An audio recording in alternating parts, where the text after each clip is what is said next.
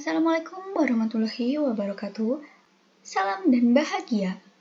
Perkenalkan, kami dari kelompok 7 akan mempresentasikan hasil diskusi kami yang berjudul Etika Bisnis, Tanggung Jawab Sosial dan Keberlangsungan Lingkungan.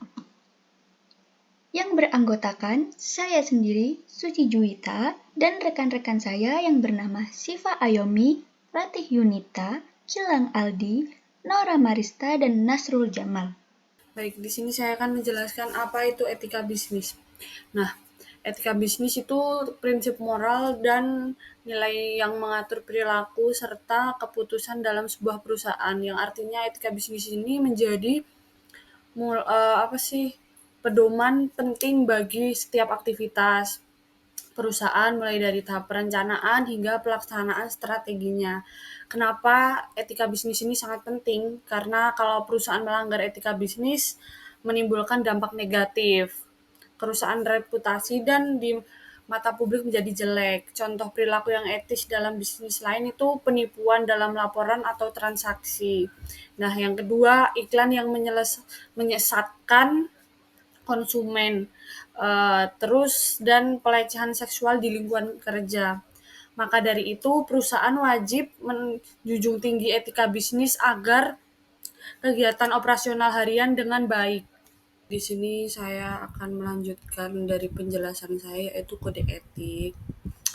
Nah, kode etik itu adalah aturan atau pedoman yang mengatur perilaku para anggota organisasi atau perusahaan.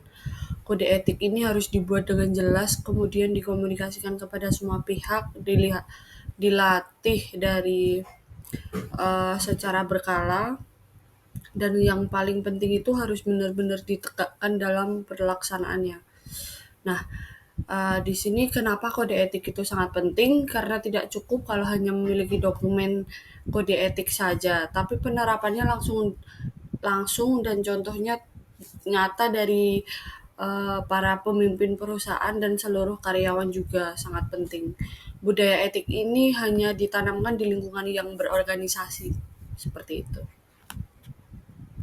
Saya akan melanjutkan penjabaran dari Mbak Siva tentang kode etik dan kita masuk dalam whistleblowing. Whistleblowing adalah tindakan ketika seseorang dari dalam perusahaan melaporkan pelanggaran hukum atau etika yang terjadi di lingkungan kerjanya. Tujuannya adalah untuk mendorong transparansi dan akuntabilitas serta mencegah kerugian yang lebih besar bagi perusahaan. Salah satu contoh nyatanya adalah kasus Pat Brandenburg, mantan bankir UBS yang melaporkan skema menghindari pajak besar-besaran. Sebagai imbalan atas keberaniannya, dia menerima penghargaan dari IRS sebesar 104 juta dolar. Perlu diketahui, dalam beberapa kasus pelapor seperti ini bisa menerima hingga 30% dari total denda yang dijatuhkan kepada perusahaan sebagai bentuk perlindungan dan penghargaan. Selanjutnya masuk pada bribery atau penyuapan. Penyuapan adalah tindakan memberi atau menerima sesuatu yang bernilai dengan tujuan memengaruhi keputusan atau tindakan seseorang, terutama yang memiliki posisi penting seperti pejabat publik. Secara hukum, tindakan ini sangat dilarang. Misalnya di Amerika Serikat ada Forest Corrupt Practices Act of FCPA yang melarang praktik suap kepada pejabat asing. Sementara di Inggris ada UK Bribery Act yang bahkan memperluas larangan ini hingga ke ranah bisnis swasta dan ancaman hukuman bisa mencapai 10 tahun penjara. Dan selanjutnya, terakhir kita bahas soal romansa di tempat kerja. Ini adalah hubungan pribadi yang tumbuh antara dua rekan kerja. Penting untuk dibedakan bahwa hubungan ini sifatnya sukarela dan timbal balik, berbeda dengan pelecehan seksual yang sifatnya tidak diinginkan dan bersifat merugikan. Meski terdengar sepele, hubungan seperti ini perlu ditangani secara berhati-hati, karena bisa menimbulkan konflik kepentingan atau memengaruhi profesionalisme di lingkungan kerja. Melanjutkan presentasi dari teman saya, yaitu tanggung jawab sosial perusahaan. Tanggung jawab sosial perusahaan atau corporate social responsibility adalah suatu konsep di mana perusahaan memiliki berbagai bentuk tanggung jawab terhadap seluruh pemangku kepentingannya, baik internal maupun eksternal, dan bukan hanya berorientasi pada keuntungan finansial semata. Selanjutnya, kebijakan sosial dalam manajemen strategi.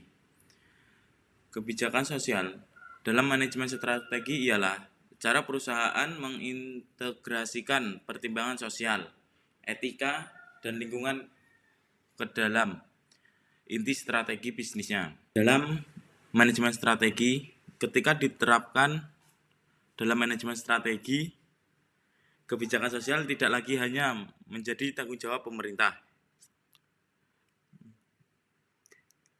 tetapi juga menjadi bagian dari strategi inti perusahaan atau organisasi untuk mencapai tujuan jangka panjangnya. Di sini saya akan menjelaskan tentang populasi menua global. Populasi menua atau aging population adalah kondisi di mana jumlah penduduk usia lanjut di atas 60 atau 65 tahun meningkat signifikan. Tantangan ini menjadi tantangan global karena meningkatnya beban sistem pensiun dan kesehatan, menurunnya jumlah tenaga kerjaan produktif, dan menurunnya kebutuhan akan pelayanan sosial dan kesehatan meningkat. Yang kedua, pendekatan negara terhadap ketenaga kerjaan lansia. Setiap negara memiliki kebijakan berbeda untuk menghadapi isu ini, misalnya memperpanjang usia pensiun agar lansia tetap aktif bekerja. Yang kedua, pelatihan ulang atau pelatihan lanjutan untuk lansia agar tetap relevan di pasar kerja. Kerja terus menurun, maka Jepang membuka peluang bagi pekerja asing, terutama di sektor-sektor yang kekurangan tenaga kerja seperti perawatan lansia, konstruksi, dan manufaktur. Pemerintah Jepang membuat kebijakan lansia visa, kerja khusus, dan pelatihan untuk pekerja asing. Baik, saya akan melanjutkan materi yang selanjutnya, yaitu keberlangsungan lingkungan.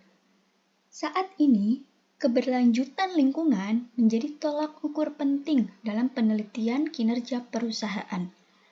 Indeks seperti Dow Jones Sustainable Index atau DJSI, Carbon Disclosure Project, dan Newsweek Green Rankings menilai sejauh mana perusahaan menjaga lingkungan.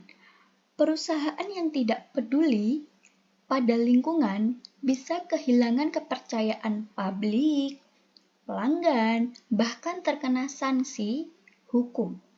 Begitupun sebaliknya, perusahaan yang aktif menjaga lingkungan akan mempunyai reputasi yang lebih baik dan daya saing yang lebih tinggi. Yang selanjutnya ada laporan keberlanjutan.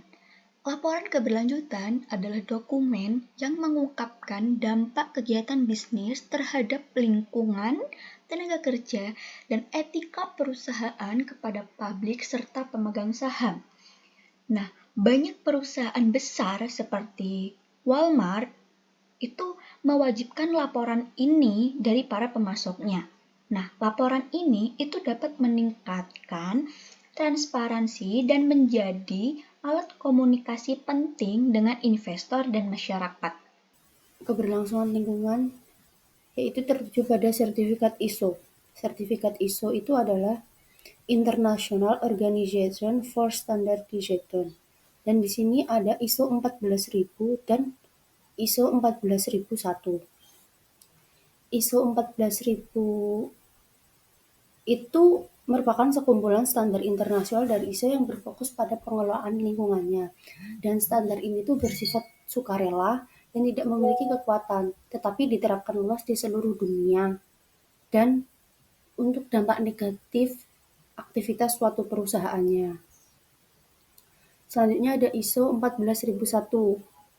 Nah, ISO ini merupakan standar utama dalam seri ISO 14000 tadi yang mengatur sistem manajemen lingkungannya. Dan standar ini membantu organisasi dalam mencegah polusi, melakukan perbaikan berkelanjutan, dan mematuhi peraturan lingkungan. Jadi perbedaannya adalah kalau ISO 14000 itu berfokus pada pengelolaan lingkungannya, Dan ISO 14001 itu berfokus pada sistem manajemen lingkungannya. Selanjutnya ini ada isu-isu penting tentang satwa liar yang ada di dunia. Yang pertama itu Korea Selatan sempat ingin melanjutkan perburuan pausnya, tapi langsung menuai protes karena tidak ada alasan yang kuat. Yang kedua itu populasi hiu turun sampai 90% karena perburuan siripnya. Yang ketiga itu kutub mencair dan beruang kutub terancam. Lalu ada juga 25.000 gajah yang masih dibunuh setiap tahunnya untuk diambil gadingnya. Yang terakhir itu populasi satwa liar di Amerika Serikat meningkat, tapi biaya besar kerusakan dan kecelakaannya bisa menelan hingga 28 miliar dolar per tahun. Jadi, kesimpulan dari materi kelompok 7 ini, perusahaan itu perlu menerapkan etika bisnis melalui kode etik yang tegas dan budaya kerja yang transparan. Tanggung jawab sosial harus menjadi bagian dari strategi perusahaan untuk memberikan dampak positif bagi masyarakat dan lingkungan. Keberlanjutan lingkungan juga penting dengan mengikuti standar seperti ISO 1401 untuk mengurangi dampak negatif kegiatan operasional. Ketiga aspek ini saling mendukung dalam menciptakan bisnis yang berintegritas, bertanggung jawab, dan berkelanjutan. Mungkin itu saja yang dapat kami sampaikan, kurang dan lebihnya kami mohon maaf. Kami akhiri. Wassalamualaikum warahmatullahi wabarakatuh.